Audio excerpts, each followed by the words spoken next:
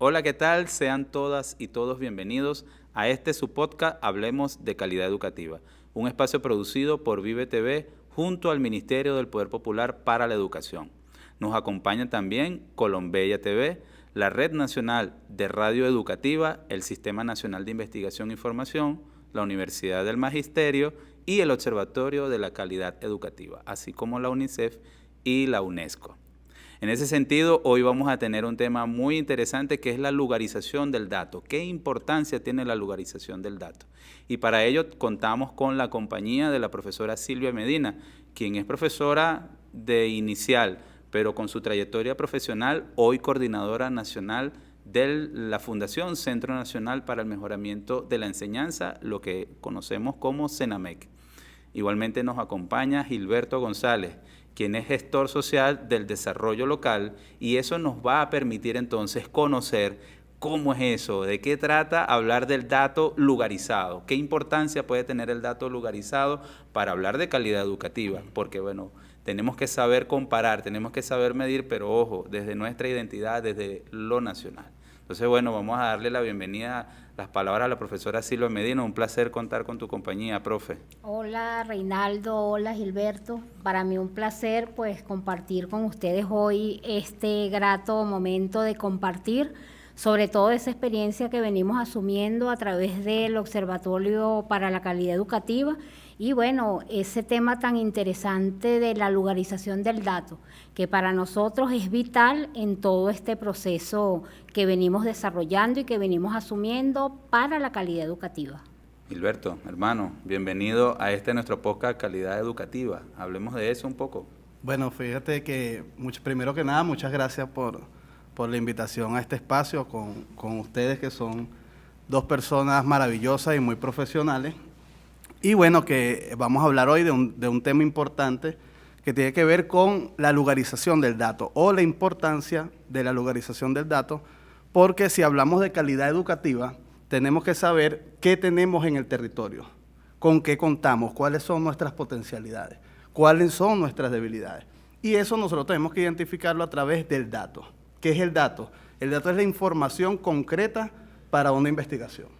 Entonces, tomando en cuenta esto, nosotros trabajamos desde el Observatorio de la Calidad Educativa con esta herramienta o este material, pues, que tiene que ver con el dato, que es fundamental para nosotros generar nuevas políticas educativas. Si nosotros sabemos qué tenemos en el territorio y qué no tenemos en el territorio, nosotros podemos conducir todo el proceso educativo para fortalecer la calidad educativa. Cierto, cierto. Bueno, fíjense, otra cosa importante, lo conversábamos con Vicente en el programa anterior, que era un poco lo de las orientaciones y la política, ¿no? Entonces, esa política va acompañada de cierta información que debemos recoger del territorio, ¿no? De la lugarización de ese dato, porque nos lo está diciendo Gilberto. Es la oportunidad de ver cuáles son nuestras potencialidades, pero para transformar, para realmente vincularnos, porque quizás también está la cuestión de, bueno, vemos un número de X cosas, un número de comercios, números de escuelas, números, pero no vemos el factor, ¿no?, que hay detrás de ese número, que es un poco quizás la idea. ¿Qué tanto puedo, en ese caso, Silvia, qué tanto como desde el CENAME, esa investigación que se hace y esa trayectoria que tiene el CENAME también desde la investigación, esos datos? O sea, ¿qué hace el CENAME cuando encuentra un dato lugarizado? ¿Cómo profundiza calidad educativa CENAME, ¿no?, en este espacio que estás ahorita? Fíjate, de allí la importancia de para qué el dato. O sea, el dato tiene un sentido, tiene una intención y todo lo que tú recoges te permite de alguna manera tomar decisiones, te permite hacer alertas a tiempo y de alguna manera te permite organizar todas las investigaciones que se asumen en el caso del CENAME para, bueno, potenciar lo que haya que potenciar y a su vez, bueno, para organizar aquellos procesos, sobre todo en el tema de calidad educativa, que sean necesarios en las áreas que el observatorio viene asumiendo, como son las áreas de ciencias naturales, el área de matemática, las habilidades socioemocionales y lectura y escritura, áreas claves para nosotros mirar cuál es la actitud de nuestros maestros, de nuestras maestras y qué cosas ellos deben ir potenciando un poco para garantizar que los procesos que vamos a ir armonizando en el laboratorio latinoamericano puedan cuajar, pues puedan calar cuando a nosotros como país nos corresponda asumir nuestra participación junto a nuestros maestros, a los estudiantes y a todos los actores del hecho educativo como tal. Entonces el dato es clave para organizar. Y yo creo que eso es lo que nosotros hemos venido asumiendo, hemos venido aprendiendo y bueno, allí hemos tenido algunos resultados interesantes que nos van a permitir, bueno, que a través del observatorio nosotros podamos hacer aquellas mediciones a través de esos datos importantes que han venido resultando, pues. Quizás hablar con los usuarios y usuarias de Vive TV y bueno, quienes nos escuchan también a través de la Red Nacional de Radio Educativa, ¿no? Es comentarles un poco también lo histórico. Hablo mucho de ese enfoque histórico porque Vicente nos impregnó nos irradió esa trayectoria, ¿no? Esa secuencia, esa trayectoria que viene dándose en cuanto a la evaluación de la calidad educativa, pero que no se había como consolidado hasta ahorita que está el Observatorio de la Calidad Educativa como un órgano, ¿no? Como una unidad que está ahora como agrupando eso. En ese caso, Silvia, yo quisiera que comentaras un poco la experiencia que hubo con dos libros que fueron bien importantes para el desarrollo y la comprensión de la ciencia, y en este caso, durante esta época que sufrimos todos de la cuarentena social irresponsable con respecto al COVID, ¿no? Que fue una enfermedad que nos arropó, pero que Venezuela supo defenderse ante las adversidades que tuvo. Pero que conversaras un poco de esos dos libros que son bien importantes, quizás para que la audiencia también los busque, ¿no? Que están en digital. Bueno, en este caso, el primer libro fue en la pandemia, un poco resultado de todas las experiencias de maestros, maestras, comunidades y de todos los actores educativos, dando respuesta a garantizar el derecho a la educación. Y allí surgió una caja de herramientas, más que un libro, es una propuesta de herramientas que en un momento difícil, donde pensamos que la educación como que se nos acababa, maestros, repito, y maestras asumieron un rol protagónico de inventiva, de creación, que permitió en ese primer libro, bueno, sistematizar los hallazgos más significativos en cada uno de los estados.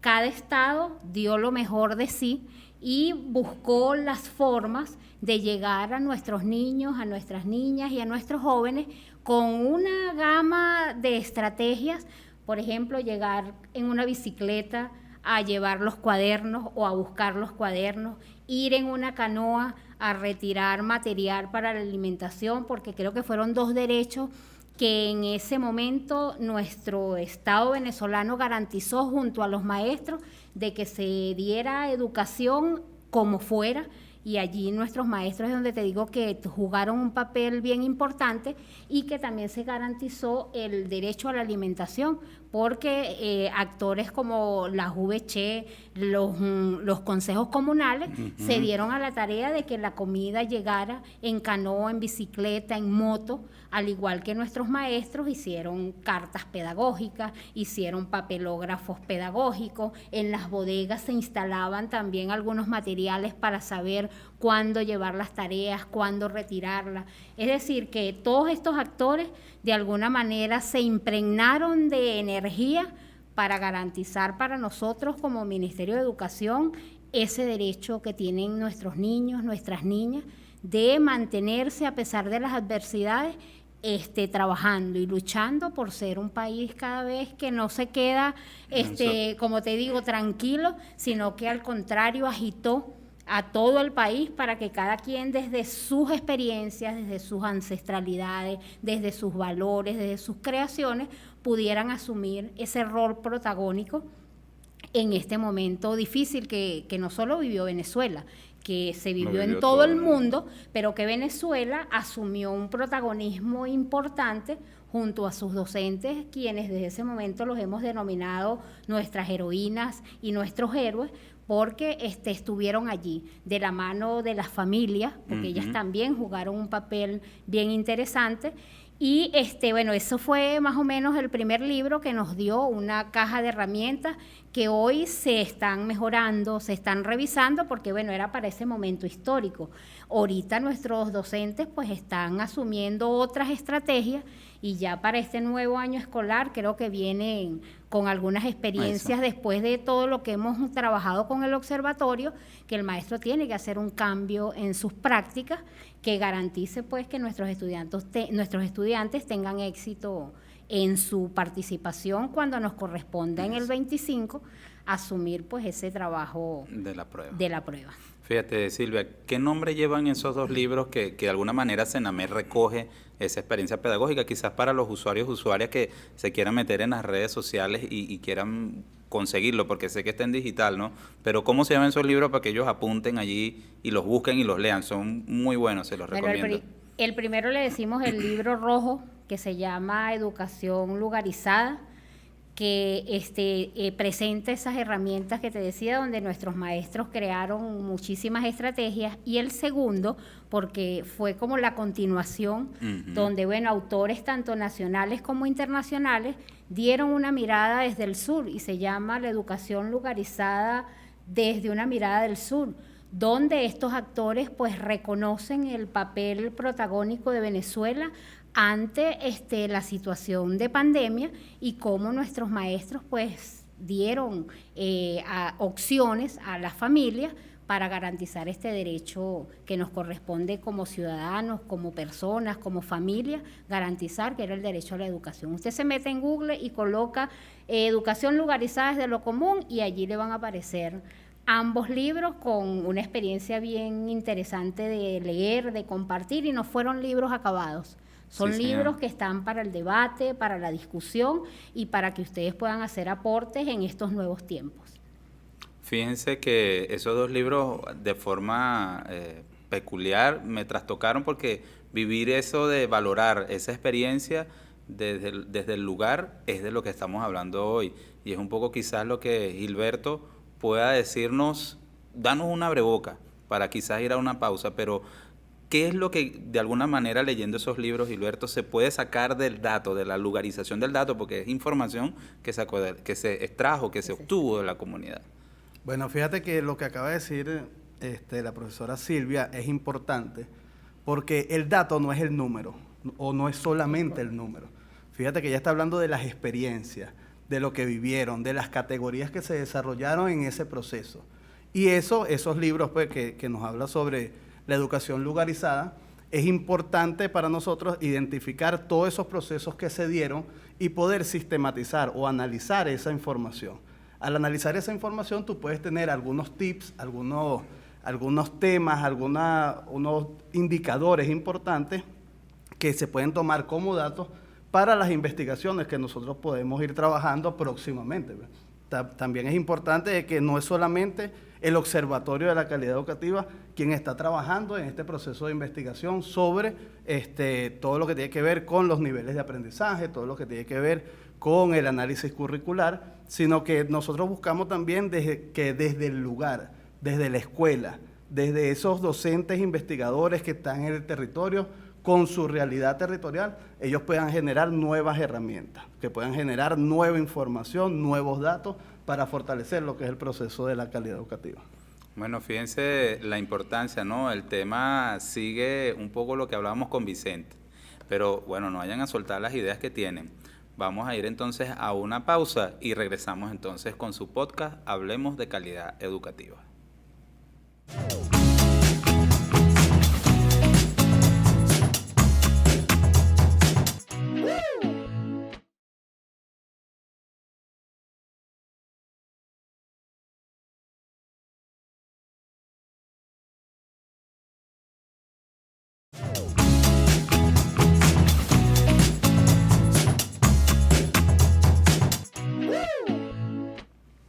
Bien, regresamos entonces aquí a su podcast Hablemos de Calidad Educativa. Bueno, seguimos en compañía de Silvia y de Gilberto y dejamos entonces un poco el tema de la lugarización, ¿no? De las experiencias y del dato.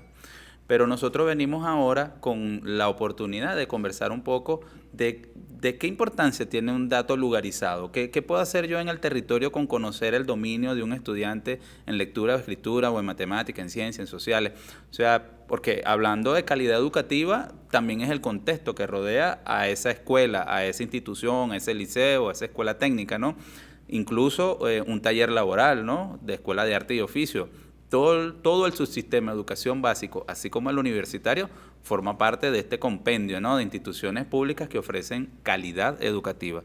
Entonces, conversemos un poco de eso. ¿Qué tiene que ver el hecho de la lugarización de un dato con una prueba, por ejemplo, como la que a la que vamos rumbo en mayo del 2024 y mayo del 2025, pero que nosotros tenemos una identidad propia, pues, y estamos sobre la valorización también de nuestros conocimientos como identidad nacional? Gilberto, ¿qué nos puedes decir de eso?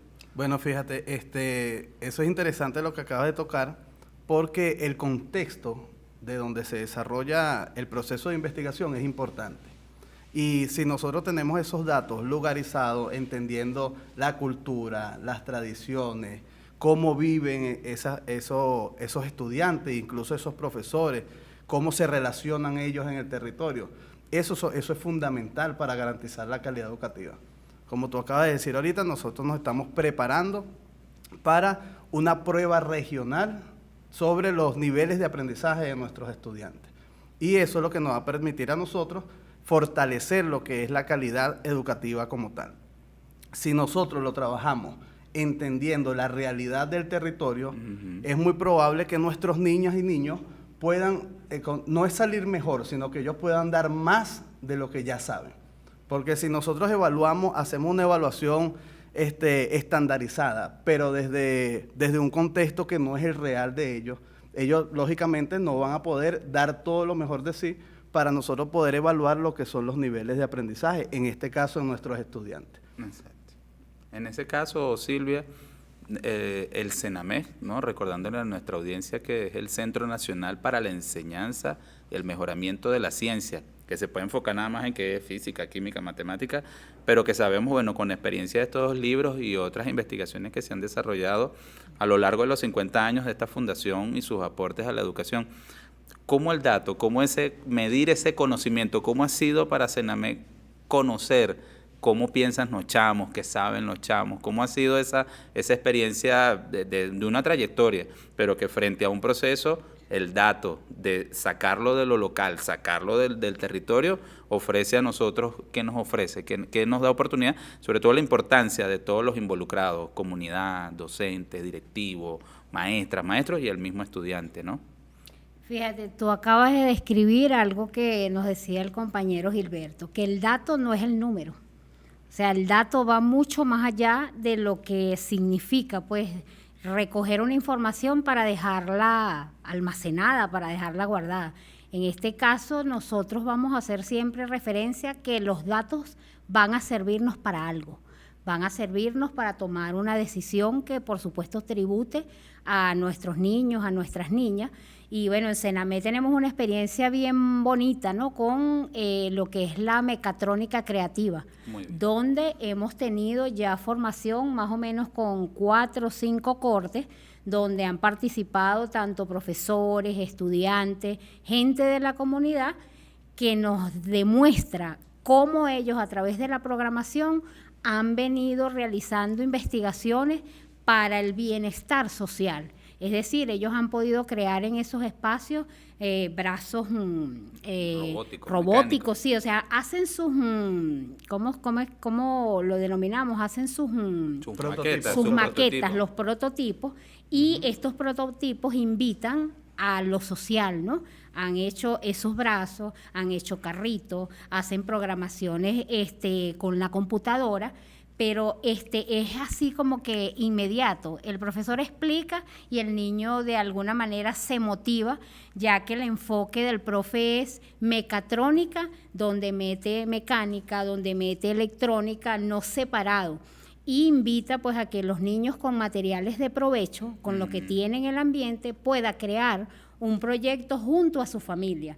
Es decir, el profe facilita la formación para sus estudiantes, pero involucra a los padres y representantes, que son quienes los van ayudando para ellos elaborar su discurso, y a la hora de presentar sus proyectos, pues ya los padres han apoyado, ¿no? Y el niño sabe cuál es la finalidad del recurso o del prototipo, hacia quiénes está dirigido lo que ellos diseñaron. Y creo que en Sename una de las experiencias que para nosotros ha sido bien significativa ha sido la de robótica. Además que ha insertado a niños con alguna discapacidad especial. Por lo general, o nos los dice el facilitador, más del 50% de los que han participado de esta formación son niños que tienen el síndrome de Asperger. Y entonces estos muchachitos desarrollan unas habilidades para programar, pero de una manera así impactante. Y tú ves que esa clase es creativa, es muy dinámica. Tú no ves a los niños, tú los ves metidos en su computadora, creando, programando, pero desarrollando acciones para el bien social, para el colectivo, pues para el común, que es una de las experiencias que nosotros en Sename creo que es bastante interesante. Y por otro lado, tenemos la formación a docentes, profesoras y profesores, pero mirando la ciencia de manera integrada, no viéndola como ha sido nuestro sistema educativo, que la trabaja física, química, biología, matemática, sino que aquí se han juntado todos estos profesionales para desde una experiencia mirar cómo ellos se juntan y logran un objetivo común. Es decir, que no hay una matemática separada de la física, no hay una química separada de la biología, porque ellos han podido encontrarse y más allá de la interdisciplinariedad han podido llegar a acuerdos para con un mismo trabajo, pues ellos encaminar un proyecto en conjunto. Fíjense que nos lo está diciendo Silvia, y es quizás ahora, Gilberto, la oportunidad de valorizar todos estos proyectos de desarrollo comunitario, ¿no? ¿Cuáles son esos marcos legales que desde la comunidad siempre desarrollan proyectos de desarrollo? Háblanos un poco de esa parte que sé que es quizás lo más ambicioso, cuando uno encuentra niños con necesidades educativas especiales que son, bueno, restringidos. El dato también sirve para eso, para hacer inclusión de aquellos que son invisibles, porque también es la cuestión de qué tan importante es ver en un dato la oportunidad de potenciar, de desarrollar capacidades. ¿Cómo una comunidad desarrolla o habla de calidad educativa desde un dato comunitario? Vamos a ponerle ese término, Gilberto. Bueno, fíjate, en el marco de la gestión social para el desarrollo local, la escuela es fundamental. De hecho, la política educativa que se está dando ahorita por parte del ministerio tiene que ver con la escuela como epicentro de acción social y desarrollo territorial. Y esto es muy simple y sencillo, porque esto se trabaja a través de 4 líneas estratégicas, que tiene que ver con la gestión curricular, tiene que ver con la gestión territorial, tiene que ver con la organización de la gestión escolar y tiene que ver con cada familia una escuela. Lo llamamos así, de esa manera, y eso sería como el marco en el cual nosotros vamos a empezar a trabajar y a llevar a que la escuela sea más productiva. Como había dicho Silvia, no solamente están estos niños que tienen grandes potencialidades cognitivas debido a su condición, sino que también hay espacios colaborativos donde los niños entre pares, ellos van aprendiendo, se van formando, y esas son cosas que nosotros debemos identificar. Esos son datos que debemos identificar nosotros en el territorio, porque desde allí es que nosotros podemos fortalecer o garantizar lo que tiene que ver con la calidad educativa. Si tenemos buena calidad educativa o tenemos gran calidad educativa, nosotros vamos a tener gran calidad de vida en el territorio, porque eso es lo que nos va a permitir de que nosotros tengamos un perfil de estudiante que va a la universidad, que va a una carrera profesional o a un programa nacional de formación. Si en la educación básica nosotros podemos garantizar los niveles cognitivos, los niveles de aprendizaje de nuestros niños, creando un perfil potencial que vaya a la universidad, nosotros de ahí ya estamos desarrollando o ya tenemos un desarrollo. Si tenemos un desarrollo, si lo llevamos desde el lugar, desde las necesidades del territorio, donde, como tú muy bien dijiste, involucramos a lo que tiene que ver con las organizaciones comunitarias, en este caso consejos comunales, las comunas, incluso yo diría que todo lo que tiene que ver con la empresa privada, la empresa pública, porque ellos son factores que están en el territorio, factores que están en el lugar, y es importante que nosotros llevemos la educación desde esos factores, tomando en cuenta que nosotros vamos a trabajar es con la parte de el desarrollo local. Desde mi comunidad yo voy fortaleciendo el proceso de desarrollo, que es más sencillo que llevarlo centralizadamente. Lo llevamos desde lo local, desde nuestra realidad, desde nuestras potencialidades. Fíjate que estás conversando eso, perdón, y se me ocurre hablar un poco lo que te he escuchado desde el observatorio, que es generar un sistema, un ecosistema en donde se articulen todas y todos, no solo como sectores económicos, sociales, políticos, culturales, sino que vernos como entre ayudarnos, ¿no? Un poco el pensamiento de Simón Rodríguez, entre ayudarnos y no entre destruirnos, porque también es emerger desde la calidad educativa, bueno, una comunidad, una comuna, un sistema social, oye, que contribuya a sí misma y no se convierta nada más en exportar chamos con buenas calificaciones para un país, científicos que se vayan para... No, ellos tienen o deben quedarse como parte de esa identidad, ¿no? ¿Cómo vemos esa parte ahí, Gilberto? Bueno, fíjate, esto fue una idea que surge desde el Observatorio de la Calidad Educativa, tomando en cuenta de que nosotros debemos garantizar la calidad educativa. Y uno de los nudos críticos que nosotros pudimos identificar es los niveles de aprendizaje en la escuela o en nuestros estudiantes. Y bueno, se desarrolló una primera experiencia en la parroquia El Valle, lo estamos trabajando ahorita con un equipo de maestras y maestros, desde el Centro de Desarrollo por la Calidad Educativa Parroquial. Y bueno, es trabajar como en 3 núcleos, que está el núcleo de la escuela, el núcleo de los centros de desarrollo de la calidad educativa y el núcleo de la investigación y la formación. Estos 3 núcleos están compuestos por varios actores territoriales de la educación. En la escuela tenemos el maestro, tenemos el vocero de la calidad educativa, tenemos el director o los directivos, y ellos se encargan de organizar todo lo que tenemos en la escuela, cuáles son nuestras potencialidades.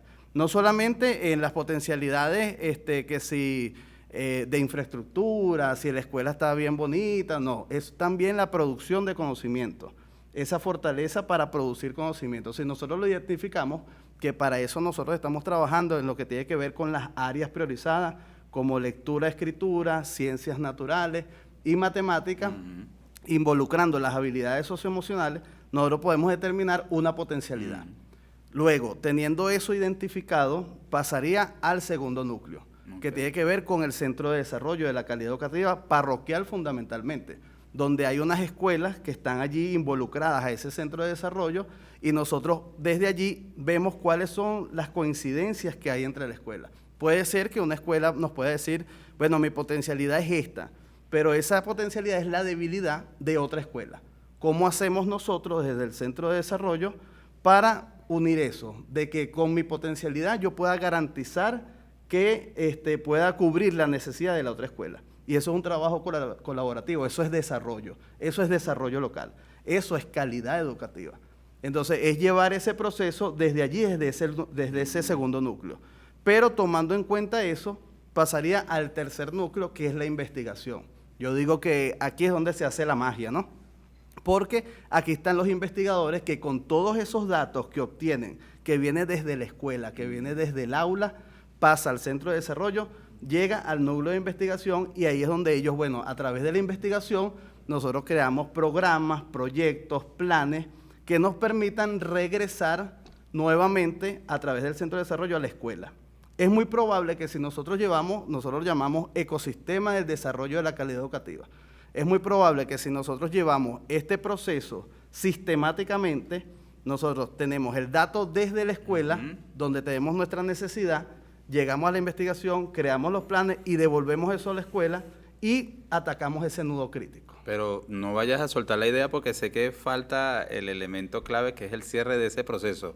Pero bueno, vamos a irnos a una pausa y vamos a regresar entonces ahorita con esta interesante idea desde aquí, desde su podcast, Hablemos de Calidad Educativa.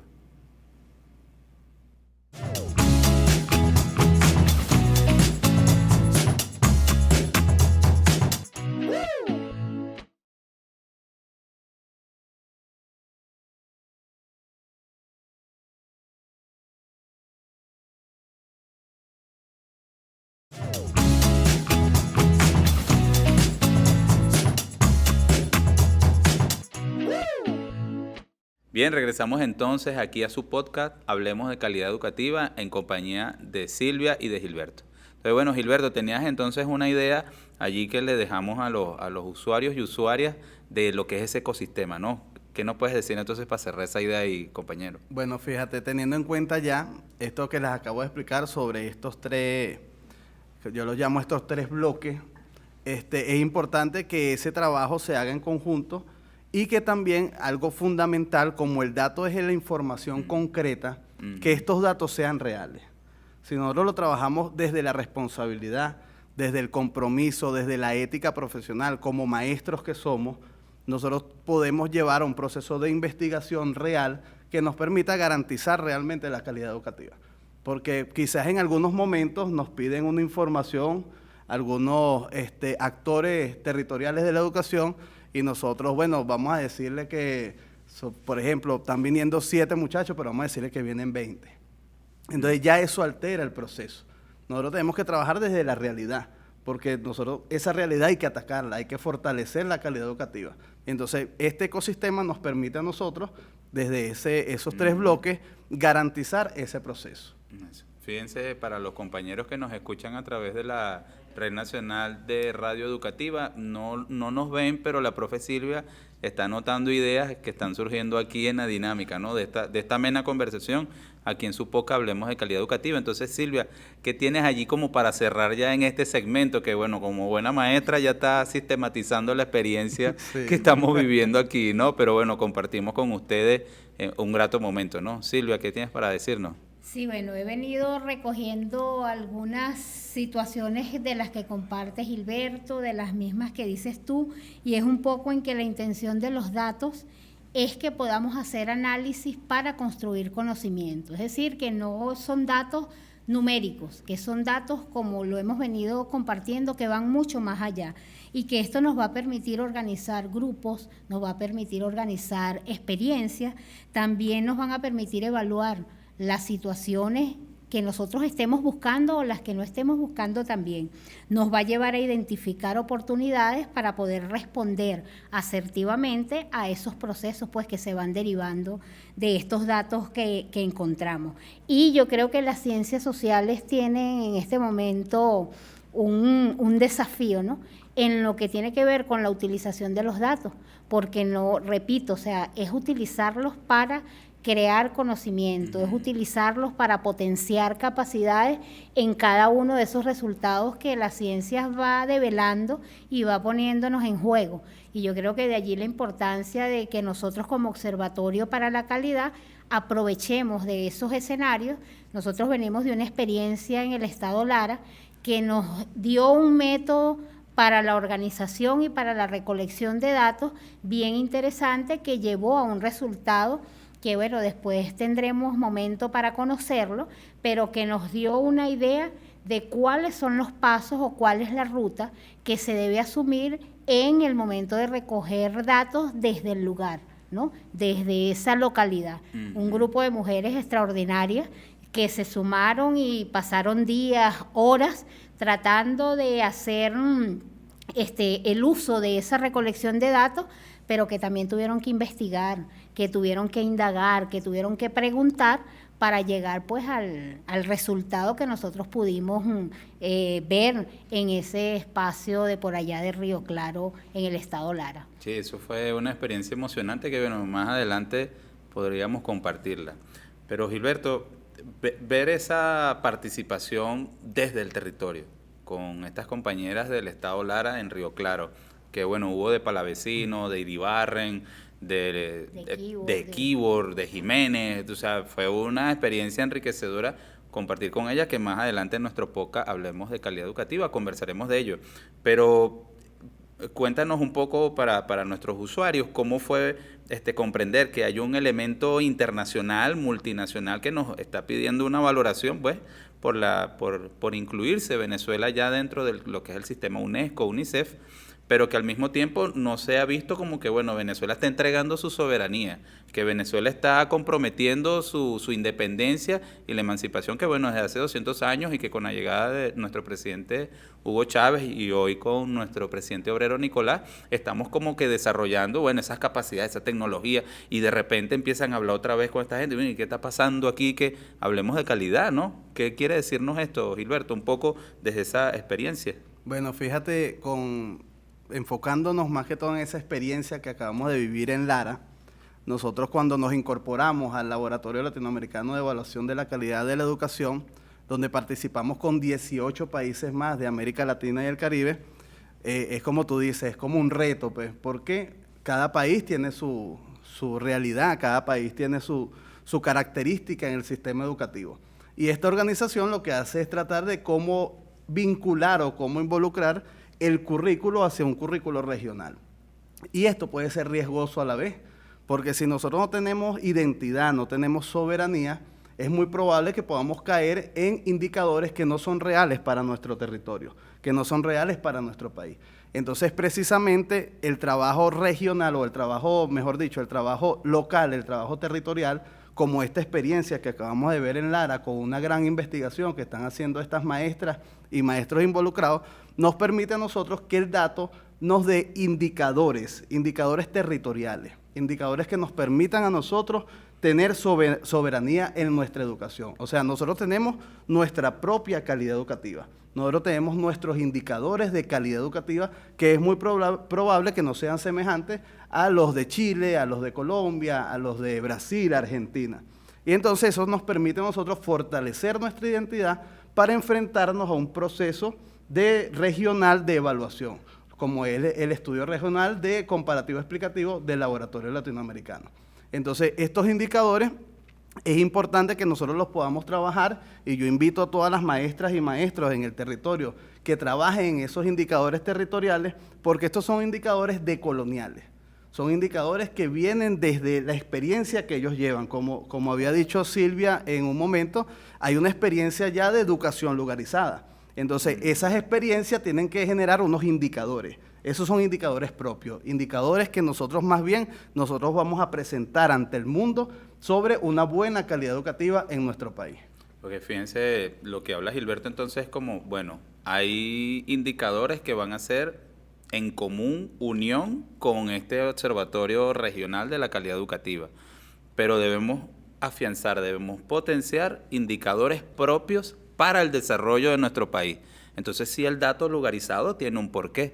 No es vernos desde afuera hacia adentro, no, es proyectar las potencialidades y las capacidades que tiene Venezuela en lo educativo, en lo social, en lo cultural, ¿no?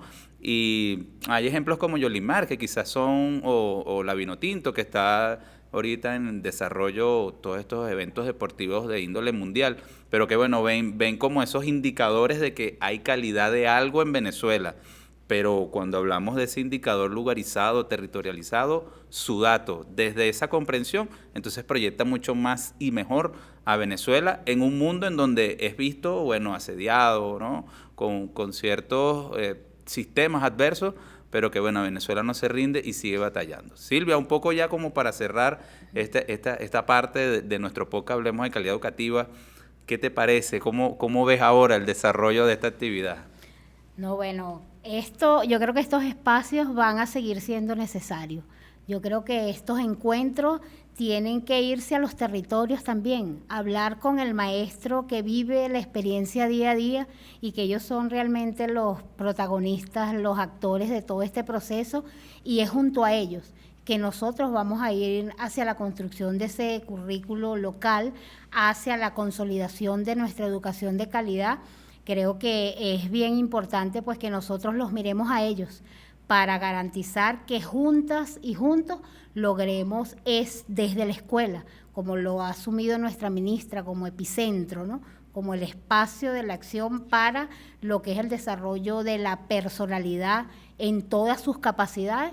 Yo creo que es hacia ese camino que nosotros debemos andar, porque de la mano de ellos nosotros vamos a lograr como país alcanzar una experiencia bien interesante, siempre mirándonos como Venezuela, No nos interesa esa participación desde otra onda, desde otro tópico, sino cómo nosotros como venezolanos podemos asumir en cualquier espacio una participación de calidad. Entonces, creo que es importante que nos empecemos a encontrar con ellos, para que también vivan de esta experiencia y bueno, nos cuenten cómo lo hacen, porque ellos sí tienen sus métodos, ellos tienen sus estrategias y creo que eso es lo que andamos buscando construir, pero junto a ellos. Solo no lo vamos a poder alcanzar. Exacto.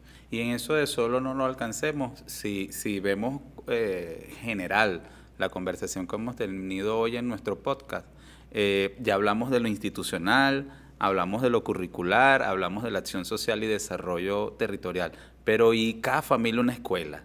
¿Cómo la madre, el padre, el tío, el abuelo, el hermano que lleva al chamo a la escuela, que le da el desayuno, que le da para la merienda, que genera también un ecosistema propio desde lo social, desde la familia las familias, como ese núcleo primordial de un Estado docente, de una política educativa y de calidad educativa? ¿Cómo ven entonces ustedes allí eso?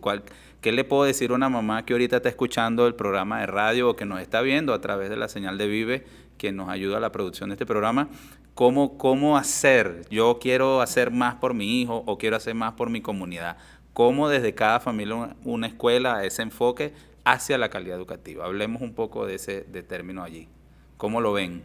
Bueno, yo podría decir que todos sabemos que la familia es la base fundamental de la sociedad. Y en el caso educativo o en el sector educativo, la familia es sumamente fundamental. Es importante que la familia se involucre en este proceso de formación de su hijo, ya que ellos también son protagonistas, pues. No es solamente la maestra, dicen que la primera escuela es la casa, es el hogar.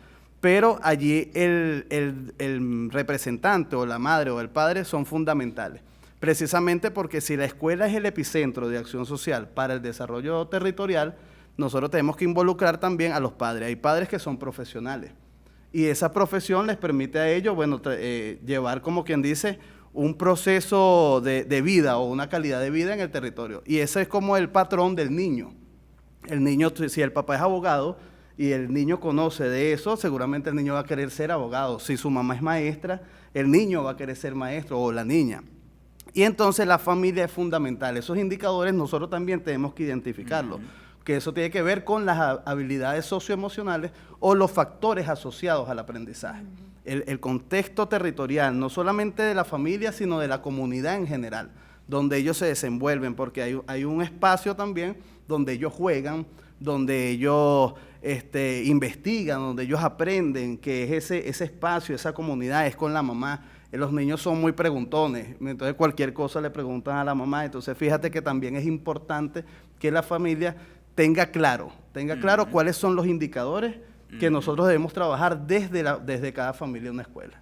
Silvia, ¿qué nos puedes decir allí? Bueno, por supuesto que la familia es como el primer nicho de pasión que existe cuando reciben a un recién nacido. O sea, son ellos los que lo cobijan, son ellos los que lo alimentan y son ellos los que van educándolo en sus primeros caminos y después, llega a la escuela donde te consigues otro tipo de familia, pero que también debe ser cercana, debe ser amorosa, debe ser cariñosa, y yo creo que ya nuestras familias han tenido una primera experiencia que creo que fue que los compenetró mucho más y arraigó más el apego familiar cuando tuvimos la experiencia de la pandemia. La familia tuvo que asumir de alguna manera ese rol protagónico para garantizar que sus niños tuvieran a tiempo algunas situaciones que mandaban los maestros a través de mensajes de texto, de WhatsApp, o sea, a través de los papelógrafos, de las carteleras informativas, y yo creo que ellos siempre van a estar allí, pendientes, no van a dejar que sus niños se queden inmediatamente que tú ves y ahorita las familias no es mamá o papá, ahorita la familia es extendida, ahorita la familia puede ser el vecino, la vecina, el tío, la tía, las abuelas, es decir, que ahorita tenemos más posibilidades de protección de nuestros niños, de nuestras niñas, porque está en nuestras manos garantizar esa protección y ese cuidado para que nuestros niños se sientan seguros, porque es un papel de la familia crear seguridad en ellos en cada una de las decisiones o los pasos que ellos puedan asumir dependiendo de sus edades. Entonces ahí yo creo que juega un papel, pero realmente fundamental, el que los acompañemos, el que los animemos, el que les alegremos el momento para que ellos se sientan seguros. Yo creo que eso es fundamental. Bien, bueno, con estas ideas que Silvia nos ha dejado, vamos a una pausa aquí en su podcast, hablemos de calidad educativa y al regreso con más información.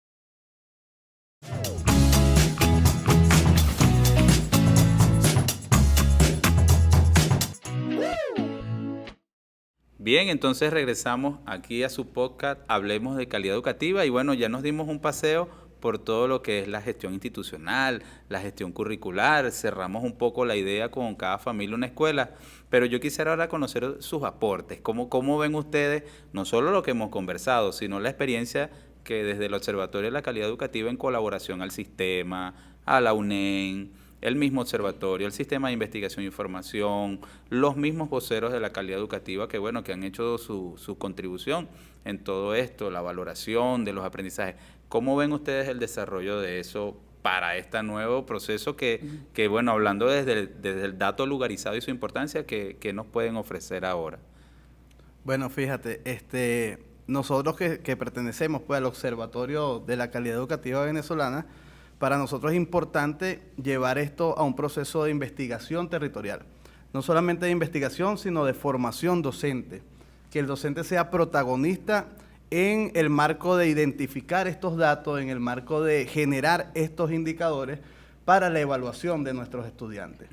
Porque eso tiene que ver también con los niveles de aprendizaje. El niño debe saber a comprender, debe saber aplicar, debe saber extraer. Y estos indicadores son los que nos permiten a nosotros ver en qué nivel están nuestros estudiantes. Por parte del Observatorio de la Calidad Educativa, nosotros hicimos una pequeña experiencia que tiene que ver con la aplicación de una prueba nacional para la evaluación de estos niveles de aprendizaje. Más que todo al principio fue como para ver cómo se desenvuelve la prueba en el territorio, pero sí nos dio unos resultados en los niveles de aprendizaje de nuestros estudiantes. Y es que nosotros pudimos observar allí de que el niño llega a los niveles cognitivos básicos en su fortalecimiento o en su formación. Y nosotros tenemos que identificar cuáles son los indicadores necesarios para llevar al niño al proceso cognitivo superior.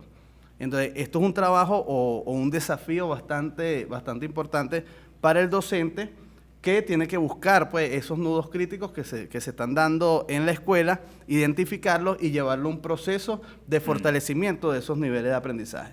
Y para eso, bueno, está el Observatorio de la Calidad Educativa, que fue creado precisamente para fortalecer eso, para llevar esa investigación, porque a través del observatorio es que nosotros podemos proponer al Ministerio del Poder Popular para la Educación, proponer políticas educativas viables en el territorio que garanticen los niveles de aprendizaje necesarios en nuestros estudiantes y así orientar lo que es verdaderamente la calidad educativa.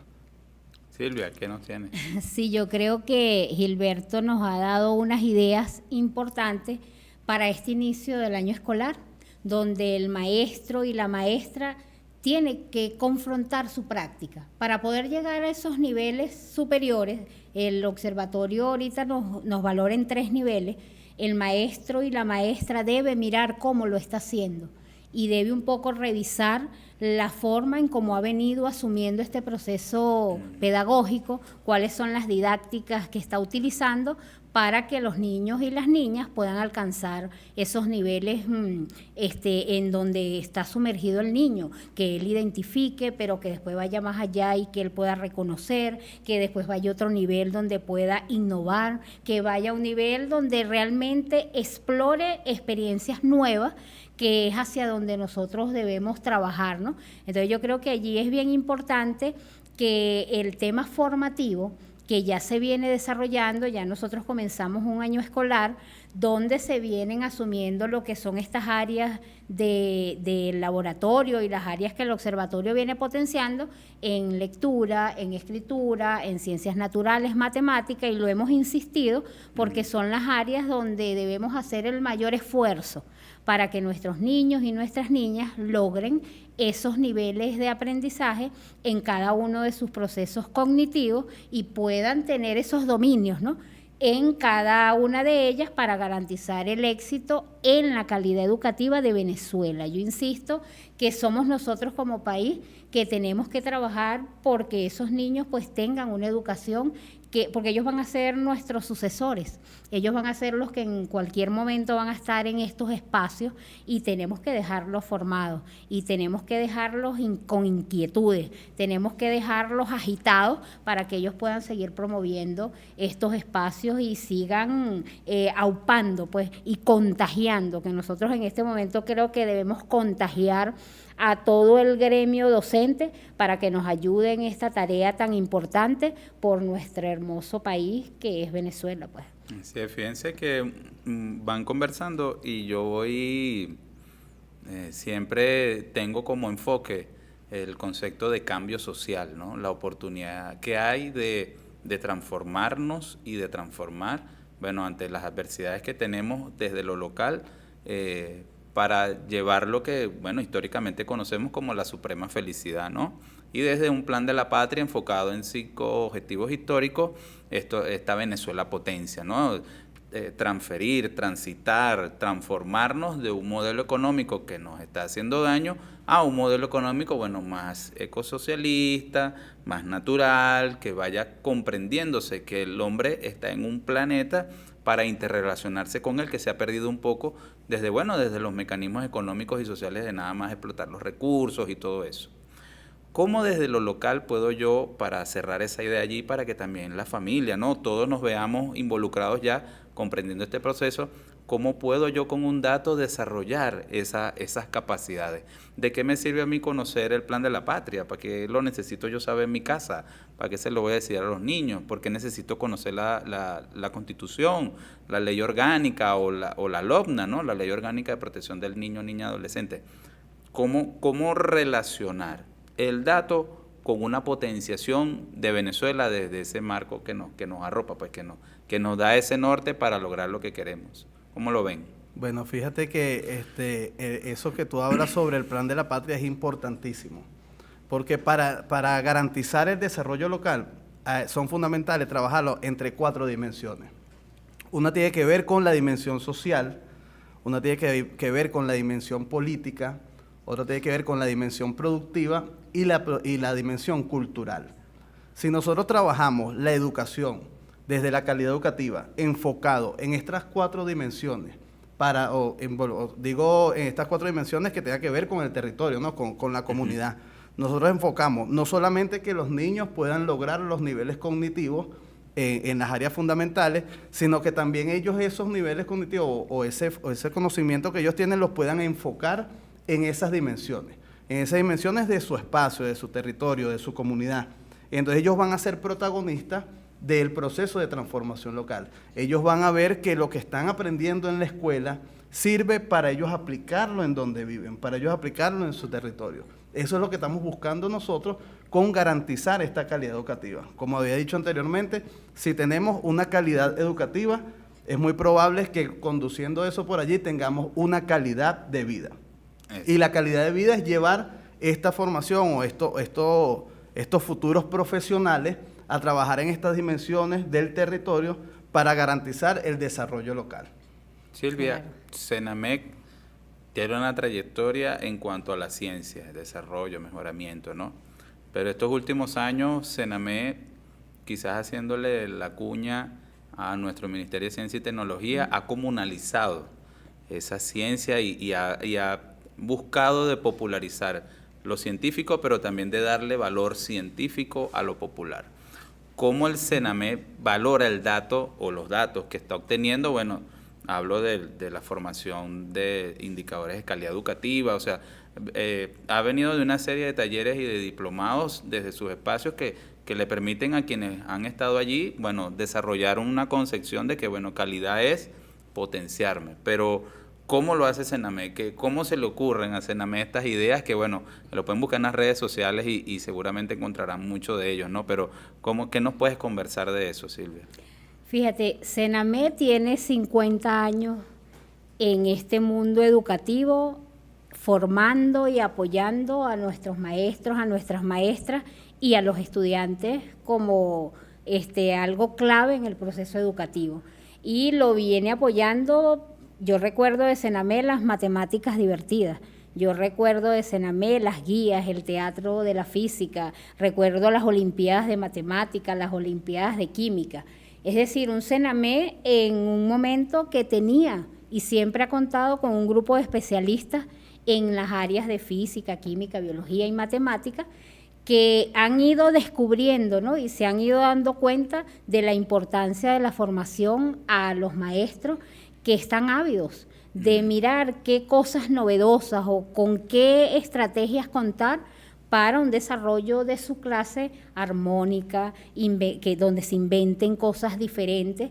Y claro, este Sename de ahora, desde el 2016, primero con la micromisión Simón Rodríguez, y ahora, bueno, un Sename activado desde las ciencias integradas, en conjunto con el Ministerio de Ciencia y Tecnología desde el 2018, que venimos haciendo cosas juntas y juntos.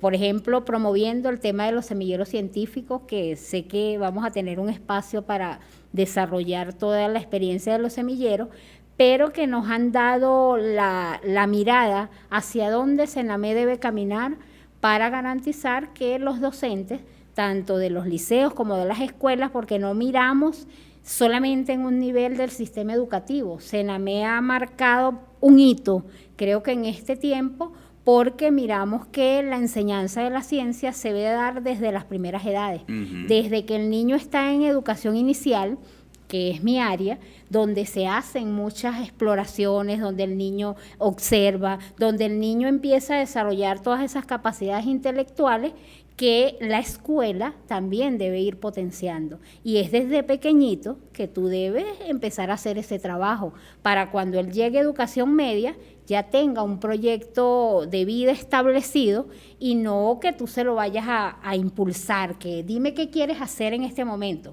Y el muchacho a veces no sabe qué decisión tomar si tú no vienes trabajando y potenciando esas capacidades desde las primeras edades. Yo creo que Sename en este momento histórico ha querido trabajar esa potenciación de capacidades desde que tenemos a nuestros niños muy pequeños.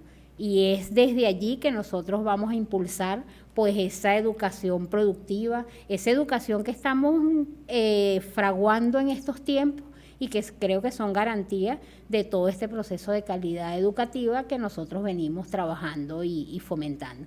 Ahí hay un semillero interesante que viene encaminándose con especialistas, como te digo, en estas áreas, con estrategias distintas, buscando opciones que no sean de repetición, de fragmentación, de memorización, sino que sean más bien de expansión y de liberación de todos estos procesos educativos que a veces reprimen las capacidades y las potencialidades de los niños. Entonces, Sename mira eso para, más allá del dato, potenciar esas capacidades que inviten a resolver situaciones problemáticas y hacer alertas como lo hemos venido hablando, ¿no? Que el dato es para eso, para alertar y para de una vez, eso es cayendo y corriendo, eso es haciendo inmediatamente para garantizar pues que lleguemos a ver, que todavía nosotros podamos ver cosas en la educación interesantes. Creo que hay.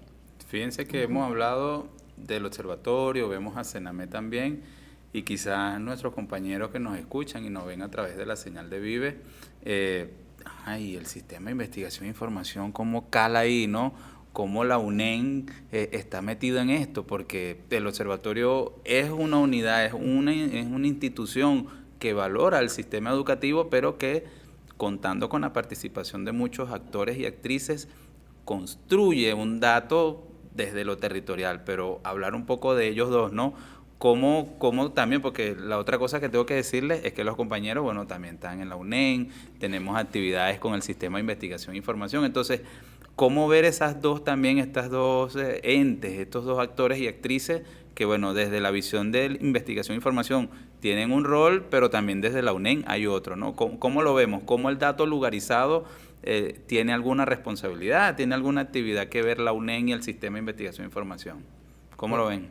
Bueno, yo creo, a mi parecer, pues conociendo cómo es más o menos la dinámica del sistema de investigación e información, es que este colectivo que hay en el territorio, estos docentes e investigadores que están allí trabajando en la investigación, en el cual ellos desarrollan investigaciones, hacen sus propias formaciones lugarizadas, y que esto luego se refleja en los congresos pedagógicos, ¿no? Correcto. Y yo creo que ahorita, en este momento, es fundamental que el sistema de investigación y formación se enfoque en lograr todo lo que tiene que ver con la investigación evaluativa. Más allá de la investigación acción participativa, que esto tenga que ver con una investigación evaluativa abierta, que ellos puedan determinar con indicadores qué está sucediendo en el territorio, cuáles son los nudos críticos que se están encontrando y desde ahí llevar un proceso de investigación. Y esto, al involucrarlo con la Universidad Nacional Experimental del Magisterio, lleva a nuestros estudiantes participantes, a generar sus propios trabajos especiales de grado.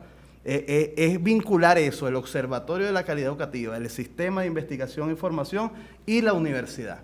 Si nosotros llevamos eso a través de un proceso de investigación evaluativa abierta, nosotros seguramente podemos, en los próximos congresos pedagógicos que se den de aquí en adelante, los maestros van a poder encontrar allí experiencias, herramientas, intercambio de saberes, que les permitan a ellos también buscar, entonces, a través de la creatividad, a través de las necesidades, llevar a cabo un proceso de formación que garantice la calidad educativa.